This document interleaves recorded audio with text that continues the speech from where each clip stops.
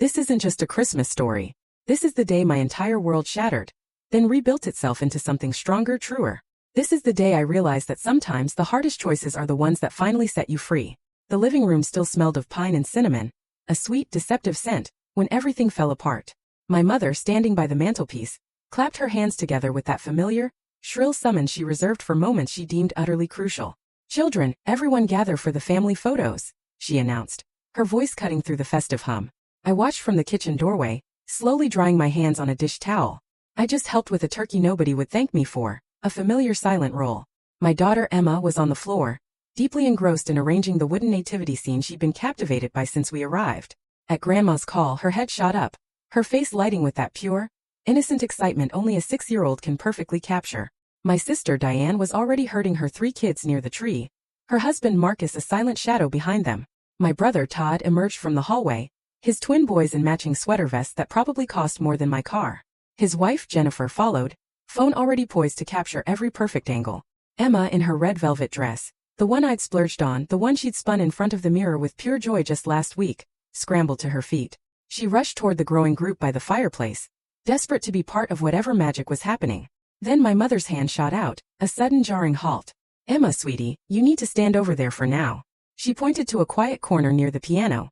My daughter stopped mid-stride, a flicker of confusion crossing her small face. "But Grandma, you said family photos?" My mother's smile didn't quite reach her eyes. "Oh, we'll do yours in a minute, darling. Let the real family take photos first, then we'll take yours."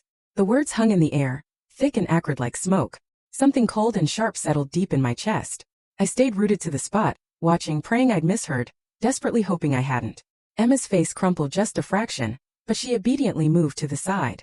My father, ever the meticulous photographer, was setting up his camera on a tripod, making minute adjustments. He treated family gatherings like magazine shoots. The group arranged themselves with practiced ease. Diane's kids in front, Todd's twins beside them, adults forming a second row, everyone angling for their best smile. My mother naturally commanded the center, the matriarch holding court. Emma stood by the piano, her small hands clasped in front of her dress. She was trying so hard to smile, probably convinced this was just the order of things, that her turn would come. I saw her rocking slightly on her feet, that nervous habit she developed recently. My father began the countdown. 3, 2, 1. The flash. He checked the screen, nodded, set up for another. They took 5 pictures, shifting positions slightly each time. Emma waited, patiently at first, but her hopeful smile slowly faded into something uncertain. After the 5th shot, my father began reviewing the images. Emma took a tentative step forward, ready? But my mother was already directing people toward the dining room. "Food's getting cold, everyone." "Grandma." Emma's voice was barely a whisper. She edged toward the group. "Is it my turn now?" My sister Diane turned, and what I saw in her eyes made my stomach clench. She'd been drinking since noon, her eggnog heavily spiked with rum. Her cheeks were flushed, her eyes glassy. "We've all voted," she announced, her voice unnaturally loud, echoing through the room. "You're not family." Silence. An immediate, deafening silence, save for Bing Crosby crooning about a white Christmas from the speaker in the corner. My world tilted sideways. Emma's face cycled through a whirlwind of emotions. Confusion, then hurt, then disbelief. Then her eyes filled with tears. "Mommy." She looked at me, her voice breaking a fragile plea. My father lowered his camera. He looked at Emma, then at me. And in that brief moment I saw him make a choice. "Some children just don't belong in family portraits," he said so casually, as if remarking on the weather. Then he started disconnecting his equipment. Emma burst into tears. Not the dramatic wails of a tantrum, but the broken, genuine sobs of true heartbreak. The kind that comes from understanding rejection, even if you don't fully grasp why. She ran to me, and I caught her, pulling her against my chest as she buried her face in my shoulder. I didn't cry. The anger burning through me was too hot, too searing for tears. Instead, I stood there, one hand rubbing Emma's back in slow, soothing circles, the other clenched into a white-knuckled fist against my leg. I looked at each of them. My mother had already turned away, heading for the kitchen. Diane was laughing loud and hollow with Jennifer. Todd was helping his boys with their plates. My father meticulously packed his camera. None of them looked at me. None of them acknowledged what had just happened. I carried Emma upstairs to the guest room where our bags were. She clung to me, her sobs gradually quieting into hiccuping breaths. I sat on the bed, holding her close. "Why don't they like me?" she finally whispered against my neck. "How do you explain cruelty to a child? How do you tell your daughter that her grandmother, her aunt, her grandfather, people who should love her unconditionally, had decided she wasn't even worth photographing? Sometimes people are mean for no good reason, I told her, my voice surprisingly steady. But it's not about you. You're perfect exactly as you are. She pulled back, tears streaking her cheeks. But they said, I'm not family. You're my family, I said firmly, looking her in the eye. And that's what matters most. I helped her wash her face, changed her out of the fancy dress and into comfortable clothes. Pack your things, I said gently. We're going to leave soon. While she gathered her toys, I pulled out my phone. My hands were steady now. The initial shock had transformed into something colder, sharper, and far more focused. I opened my messages and started typing. The first text went to my mother. We're leaving. I'll be by next week to discuss the loan. 2 years ago, my parents were in deep financial trouble. Medical bills from my father's heart surgery, combined with some terrible investments, had them on the verge of losing their house. They came to me desperate, and despite our complicated history, I helped. $50,000, transferred from the savings account I'd built through years of careful budgeting and side hustles. We'd signed paperwork making it official. A loan, not a gift, at a reasonable interest rate. They'd made a few token payments early on, maybe $1,500 total, but nothing in over a year. The principal remained virtually untouched. I'd never pushed, never demanded. I'd been understanding, patient. That was done now. The second text went to my brother Todd. Congratulations on the promotion. I'll be sending the partnership documents back and signed. Good luck with the expansion. 3 months ago, Todd had approached me about a business opportunity.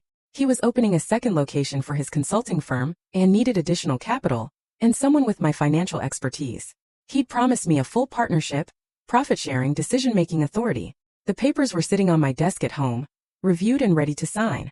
I'd been excited about working with family, about building something together. Not anymore. The third message went to Diane. I need the name of a different babysitter. I won't be available anymore. For the past year, I'd been watching Diane's kids 3 days a week. She'd gone back to work, couldn't afford full-time childcare for 3. I'd rearranged my work-from-home schedule, taken them to activities, helped with homework, fed them dinner. She'd never paid me, though she promised she would, once her finances stabilized. I told her not to worry about it. Family helps family, right? Funny how that only ever went one direction. I looked at Emma, now sitting on the floor, organizing her stuffed animals with careful precision. She'd stopped crying, but her eyes were still red and puffy. 6 years old and already learning that blood doesn't guarantee love. My phone started buzzing immediately. My mother calling. I declined. She called again. Declined. A text appeared. Don't be dramatic. Come down and eat. Dramatic. The word made me laugh. A short, bitter sound that tasted like ash. They told my daughter she wasn't family.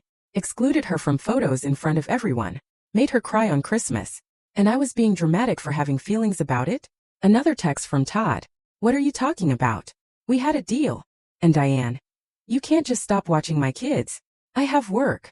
I turned my phone face down on the nightstand and focused on Emma. Ready to go, sweetheart? She nodded, clutching her favorite stuffed rabbit. We gathered our things quickly. I could hear voices downstairs raised now. They'd realized I was serious. My mother was waiting at the bottom of the stairs, blocking our path. Where are you going? Dinner's almost ready. We're leaving, I said calmly, Emma's hand tight in mine.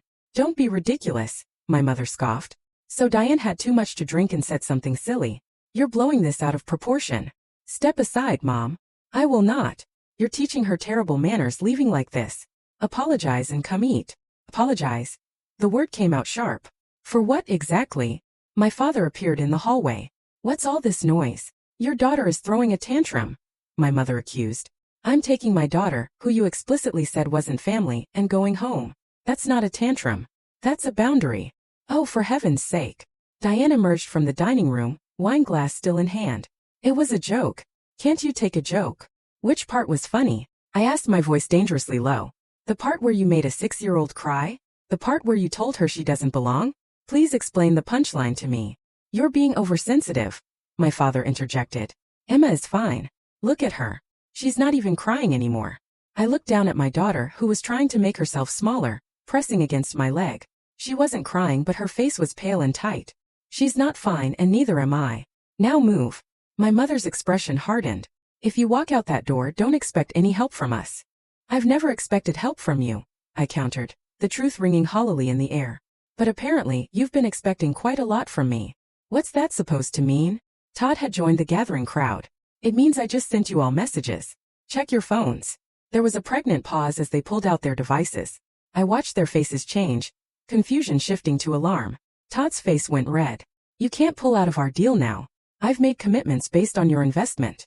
I haven't invested anything yet. I haven't signed the documents. There is no deal. But we discussed a lot of things, I interrupted, including how excited you were to have Emma as the flower girl at the grand opening. Remember that? How you said she'd be the star of the show. Funny how family is convenient when you need something. Diane was staring at her phone aghast. You're seriously not going to watch my kids anymore? How am I supposed to work? The same way every other working parent does, Diane. You'll figure it out. Maybe hire an actual babysitter. One you actually pay. I was going to pay you eventually. Were you? Because it's been a year and every time I mention it you tell me you can't afford it. Yet you and Marcus just got back from a cruise. Jennifer posted all those photos on Facebook. Diane's face flushed. That was different. That was our anniversary. And my time is worthless. My mother made a disgusted sound. So that's what this is about. Money. I should have known. This isn't about money. My voice was rising now and I forced it back down. Emma was watching everything with wide, apprehensive eyes. This is about basic respect, basic kindness, basic human decency toward a child. We were going to include her, my mother protested. After the main photos. There shouldn't be a distinction between main photos and her photos. She is your granddaughter. She's not my blood granddaughter, my mother said quietly. There it was. The truth. We'd all been dancing around it for years. Emma was adopted. I'd become her mother when she was 3 months old, after years of failed fertility treatments and heartbreak. From the moment they placed her in my arms, she'd been mine completely. But to my family she'd always been less than. I see, I said softly. Well, at least now we all know where we stand. You're being unfair, my father said. We've included Emma in everything. Everything except family photos apparently. Everything except being called family. Everything except basic consideration. You're twisting this, Diane accused. Making it into something it's not really. Then explain to me what you are not family means, if not exactly what it sounds like. Silence. Diane looked away. Todd studied his shoes. My mother crossed her arms. My father shook his head, as if I were being unreasonable. I need a response about the loan, my mother finally said. You can't just demand it back. Actually, I can. Read the agreement. There's a clause about repayment upon request with 30 days notice. I'm requesting it. You have 30 days. We don't have $50,000, my father said flatly. Then you'll need to figure something out. Sell some things. Take out a loan from a bank. I don't care. But I'm done being treated like an ATM while my daughter is treated like an outsider. This is extortion. Todd blurted. No, I corrected, a cold satisfaction settling over me. This is me finally valuing myself and my daughter the way you should have all along. Extortion would be if I demanded something new. I'm simply asking for what's already mine. I moved toward the door, gently pulling Emma with me. This time my mother stepped aside, but her expression was venomous. Don't come crying to us when you need something. I won't, I promised. Merry Christmas. The cold air outside hit like a slap, but it felt cleaner somehow. Emma climbed into her car seat without complaint. I buckled her in, kissed her forehead, then got behind the wheel. My phone was buzzing nonstop in my purse. I ignored it. The drive home took 45 minutes. Emma dozed off partway through, exhausted from the emotional turmoil. I drove on autopilot, my mind racing through everything I needed to do. The loan repayment would be complicated but not impossible. I'd consulted with a lawyer when we'd first drawn up the papers, making sure everything was legal and enforceable. My parents had options. They could refinance their house, which had significant equity. They just had to actually deal with their finances instead of relying on me to be their safety net. Todd's business deal was simpler. Without my investment, he'd have to find other partners or scale back his expansion plans. That was his problem to solve. He'd been arrogant enough to assume my participation was guaranteed, making promises to landlords and contractors before I'd signed anything. Poor planning on his part didn't constitute an emergency on mine. Diane would have to scramble to find childcare. That was the one that gave me a slight pang of guilt. Her kids weren't to blame for their mother's cruelty, but I couldn't keep sacrificing my time and energy for someone who saw my daughter as less than human. Her kids would be fine. There were plenty of daycare options and babysitting services. She'd just have to actually pay for them. When we got home, I carried Emma inside and tucked her into her own bed. She stirred slightly, mumbling something about hot chocolate. Tomorrow. I promise. We'll make hot chocolate tomorrow and watch movies all day. Just us, she asked sleepily. Just us. The best family there is. She smiled faintly and drifted back to sleep. I stood there for a long moment, watching the rise and fall of her breathing. My daughter, my perfect, beautiful, kind daughter, who deserved so much better than what she'd experienced today. In my home office, I pulled out the loan documents and made copies of everything. I drafted a formal notice of repayment request and scheduled it to be sent via certified mail the next day. Then I pulled up the partnership documents Todd had sent and wrote a brief email declining to move forward, citing irreconcilable differences in values and priorities. My phone had finally stopped buzzing. I scrolled through the messages, a mix of anger, accusation, and attempted guilt-tripping. My mother insisted I was overreacting. Todd claimed I was sabotaging his future. Diane called me selfish and vindictive. My father sent a single message. Very disappointed in you. I typed one response and sent it to the family group chat. I'm disappointed in all of you too. The difference is I have good reason to be. Don't contact me again unless it's about loan repayment logistics. Then I muted the chat and set my phone aside.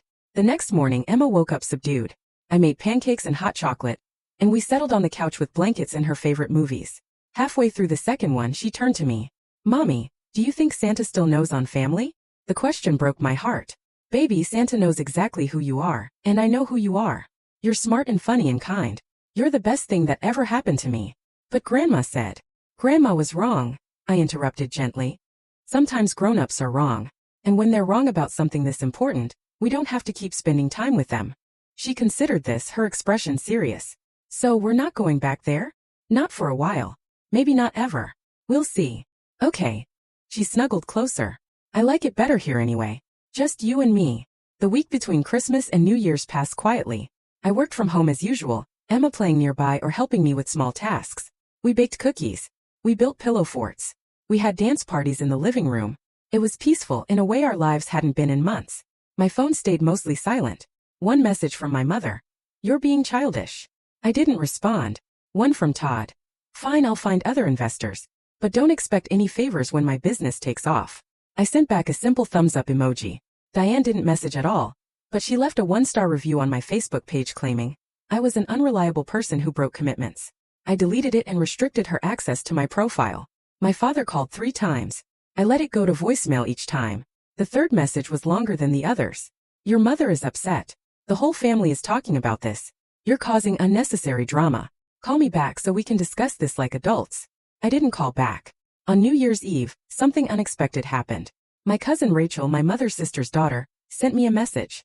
I heard about Christmas. I'm so sorry. For what it's worth, I think you did the right thing. Can I take you and Emma out for lunch sometime? I stared at the message for a long time. Rachel and I had been close as children, but drifted apart as adults. She lived 2 hours away and had her own family. We saw each other maybe twice a year at various gatherings. I typed back, thanks.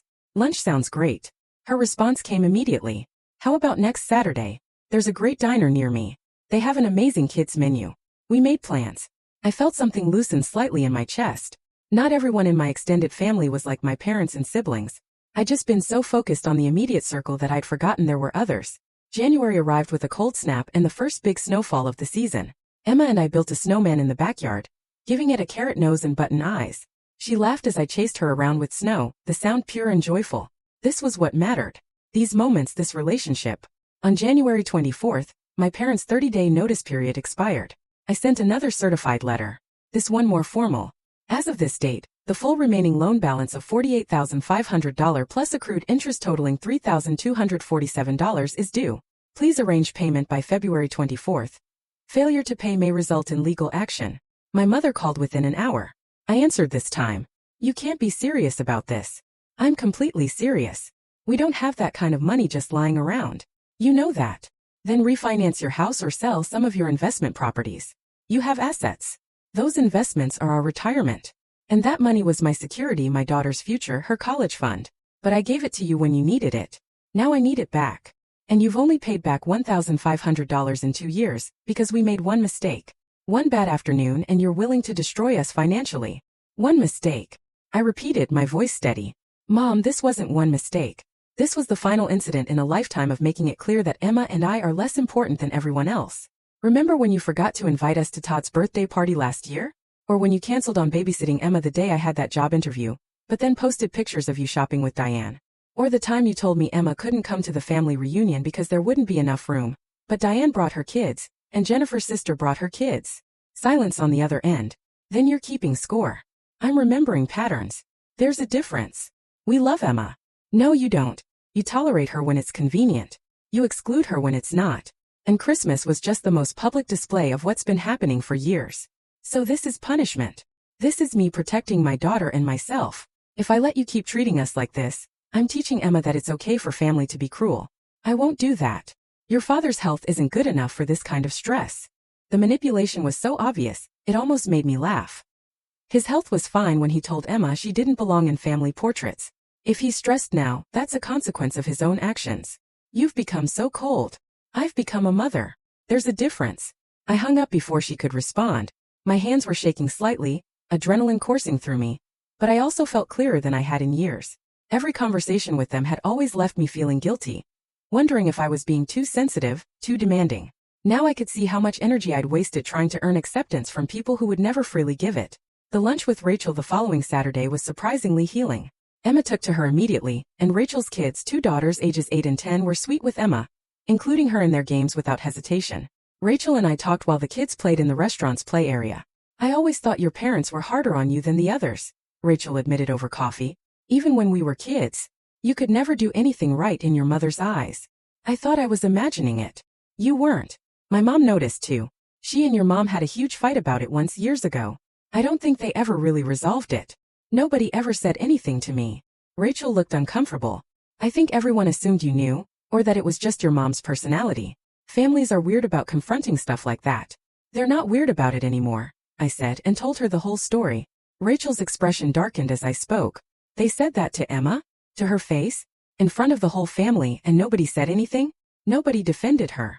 She shook her head slowly. That's not okay. That's never okay. Rachel reached across the table and squeezed my hand. I'm glad you left, and I'm glad you're standing up for yourself. I keep wondering if I'm overreacting. You're not. Trust me. If anyone said that to one of my daughters, I'd burn every bridge necessary to protect them. Having someone validate my response helped more than I'd expected.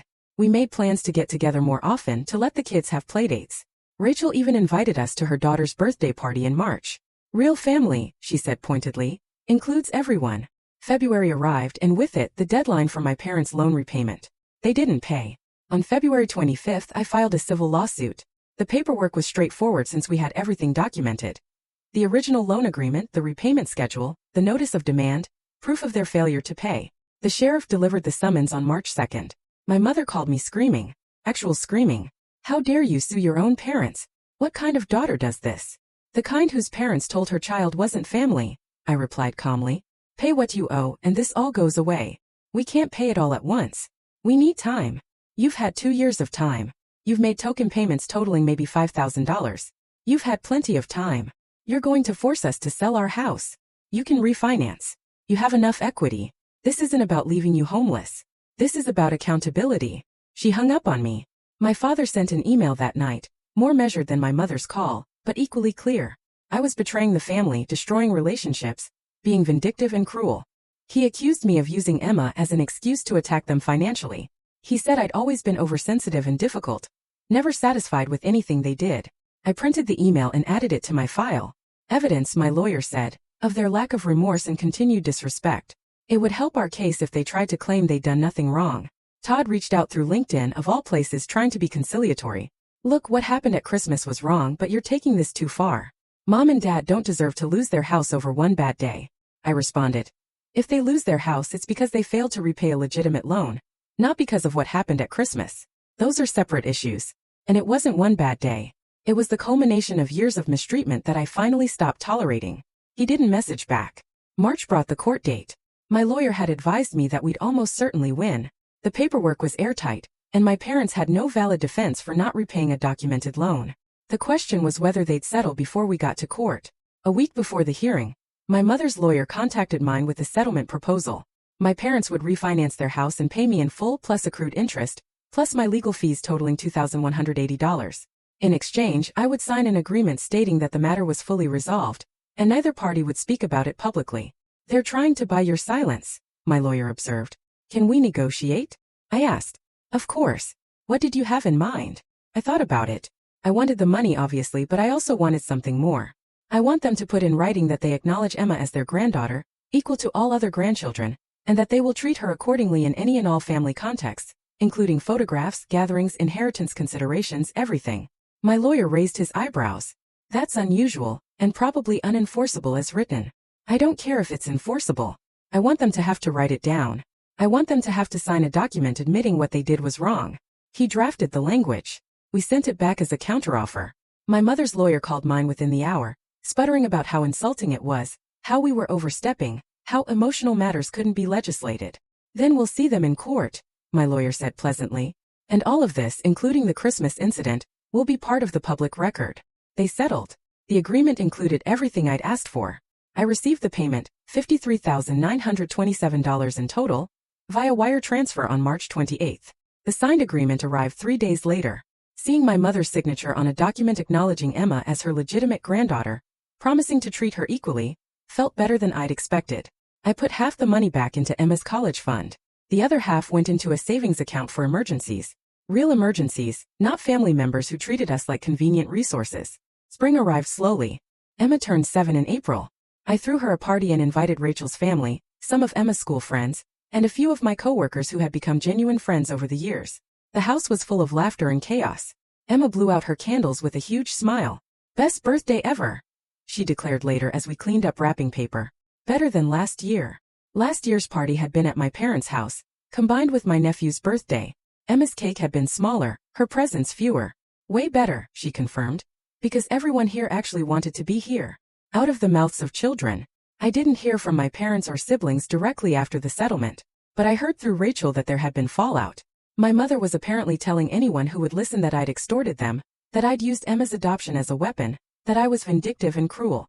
Todd had found new investors, but at less favorable terms, and he blamed me for his struggling cash flow. Diane had to put her youngest in full-time daycare, and complained constantly about the cost. None of it touched me the way it might have before. I'd learned something valuable. Their opinions of me weren't worth the oxygen they consumed expressing them. Summer came. Emma and I took a trip to the beach, just the two of us. We built sandcastles and collected shells. We ate ice cream for dinner one night because we could, because there was no one to tell us it was inappropriate or that we were being irresponsible. One evening, watching the sunset over the water, Emma leaned against me. "Mommy, are you sad we don't see Grandma and Grandpa anymore?" I thought about how to answer honestly without burdening her. Sometimes I'm sad about what I wish they could be, but I'm not sad about the reality of them not being in our lives. Does that make sense? She nodded slowly. "Like how I was sad about not having a puppy, but then you explained we don't have a yard for one, and I wasn't sad about that anymore. Just about the idea of having one." "Exactly like that. Very smart, kiddo. I'm sad about the idea of having nice grandparents," she said softly. "But I'm not sad about not having mean ones." That's a very mature way to look at it. Aunt Rachel says we can call her Mom Grandma if we want. Would that be okay? Rachel's mother, my Aunt Susan, had indeed been wonderful with Emma on the few occasions they'd met since January. If she said it's okay and you want to, then yes, that would be fine. Emma brightened. "Good, because she's way nicer anyway. She doesn't make me stand by pianos during photos." I hugged her tighter. "No, she doesn't." In August, I got a letter from my father. A real letter, handwritten, delivered via postal mail. I almost threw it away without reading it, but curiosity got the better of me. The letter was 3 pages long. In it, my father apologized. Actually apologized without qualifiers or excuses. He said he'd been thinking about what happened, about the pattern of behavior I'd pointed out. He said he'd been raised in a family that prioritized blood relations and traditional family structures, and he'd never questioned those values until forced to examine them. He wrote, "I cannot undo what we said to Emma. I cannot take back the hurt we caused. I can only tell you that I've been wrong and I'm sorry. You are my daughter. Emma is my granddaughter. Those facts should never have been in question." He didn't ask for forgiveness. He didn't ask to see us. He simply said he was sorry, and that he hoped someday I might be willing to have a conversation. I read the letter 3 times. Then I put it in a drawer. Maybe someday I'd respond. Maybe someday Emma would want to know her grandfather. But that day wasn't today. Forgiveness, if it came, would be on my timeline, not his. By the time fall arrived and another holiday season approached, Emma and I had built a life that felt solid and authentic. We had Rachel's family. We had my Aunt Susan, who truly embraced the grandmother role. We had friends who chose to be in our lives. On Christmas morning, we opened presents in our pajamas, just the two of us. Emma got the art supply she'd been wanting, and I got the coffee maker I'd been eyeing. We made pancakes and watched Christmas movies. In the afternoon, we went to Rachel's house for dinner with her extended family. Nobody told Emma to stand aside for photos. Nobody questioned whether she belonged. When Rachel's dad insisted on a big family photo, he made sure Emma was right in the center between me and Rachel's younger daughter. All of them grinning at the camera. Later, helping with dishes, Rachel nudged me. "You okay? I know this season probably has some rough associations now." "I'm better than okay," I said, and meant it. Last Christmas, I was trying to fit into a family that didn't want us. This Christmas we're with people who actually do. That's not a downgrade. You're stronger than I would have been, Rachel said. I don't know if I could have walked away like that. I didn't have a choice, I told her. The moment my daughter's worth was questioned, the choice was made for me. I just had to follow through. She smiled. Well, for what it's worth, I'm glad you followed through. My girls adore Emma, and I'm pretty fond of you too, cousin. We hugged, and I felt something settle deep in my chest. Peace maybe, or acceptance. The understanding that family isn't always the people you're born to. Sometimes it's the people you find, the people who choose you back. Emma appeared in the kitchen doorway, chocolate smeared on her face. Mommy, can we play the game now? Uncle Jane says he'll be on my team. Go wash your face first, messy girl. She giggled and ran off. I watched her go. This daughter of my heart. This child who deserved everything good the world had to offer. I thought about last Christmas, the hurt on her face, the tears, the cruelty of people who should have protected her. And then I thought about now, her confidence, her joy, the security of knowing she was loved and chosen and enough. Sometimes revenge isn't about destroying someone. Sometimes it's about removing yourself from the equation, taking back what's yours, and building something better in the space they occupied. Sometimes it's about showing your child that they're worth fighting for, worth choosing, worth everything. I didn't destroy my family by walking away that Christmas day. I freed myself and my daughter from people who were already destroying us, one small cut at a time. And that was the best revenge of all. The dishwasher hummed as I loaded the last of the plates. Through the window I could see Emma in the backyard with Rachel's kids, throwing snowballs and laughing, her red coat bright against the white snow, her voice carrying on the cold air. My phone buzzed. A message from an unknown number. I almost deleted it, but something made me check. This is your brother, Todd. Jennifer and I are getting divorced. The kids have been asking about Emma. Would it be possible for them to see each other? I understand if you say no. I deserve that. I stared at the message for a long time. Todd's twins were 8 now, old enough to remember Emma. Young enough that years of separation would feel like forever. They'd been kind to her once before the adults poisoned everything. I typed back, I'll think about it. Don't contact me again unless I reach out first. His response was immediate. Understood. Thank you for considering it. I put my phone away. Maybe in time some bridges could be rebuilt, but they'd be built on my terms at my pace, with my daughter's well-being as the only priority that mattered. Rachel stuck her head into the kitchen. We're starting a movie. You coming? Absolutely. I dried my hands and followed her into the living room, where Emma had saved me a spot on the couch. I settled beside her, and she immediately curled into my side. Love you, Mommy, she whispered. Love you too, baby, to the moon and back. Outside, snow began to fall again, soft and steady. Inside, we were warm and safe and together. And that was more than enough. What would you have done in my place? Have you ever had to choose between family and your own peace? Tell me what you think in the comments below. I really want to know.